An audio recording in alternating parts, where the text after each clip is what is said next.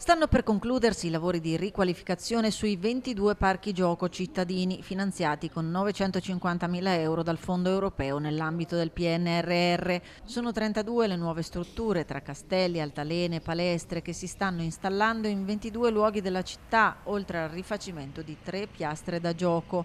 Ad annunciarlo l'amministrazione, che conta di concludere i lavori entro l'estate, con l'obiettivo di dare nuova vita alle aree per famiglie e bambini.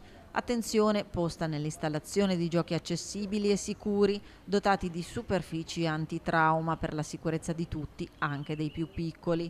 L'installazione delle nuove giostre è già conclusa nei parchi gioco di via Cavalieri di Vittorio Veneto, Giuriato, Brenta, Mameli, Europa, Adenauer, Baracca, solo per citarne alcuni, mentre sono in fase di conclusione i lavori nei parchi di strada Cimitero di Polegge, via Sicilia, via Cultura Camisana e via Imperiali.